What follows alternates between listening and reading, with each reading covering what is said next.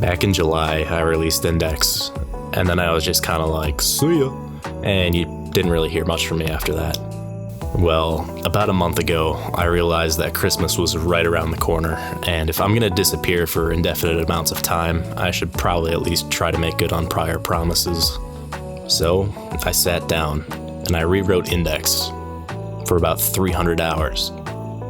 And now the new update is more or less ready. A few things have changed. Let's go over those quickly.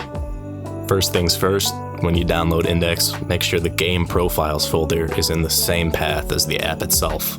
Also, if the app won't open, install .NET 6 at the link in the description. Make sure it's this one. Then at launch, you'll be greeted by this slick new launcher that I totally didn't steal from Frosty Tool Suite. See? The add and remove buttons are on the left side, not stealing.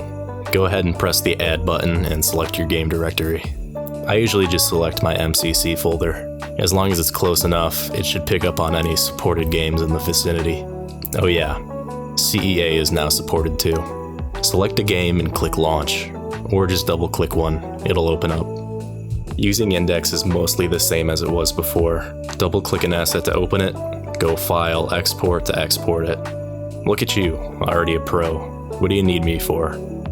For CEA, levels have a few cool new features. For starters, props now export. Kinda. If the prop has multiple variations, they'll all just be stacked on top of each other. There's also some weird props that probably shouldn't be there. I'm not sure if they're all just unloaded during gameplay or what, but in my testing, all of the props that should be there, and they are in the right place.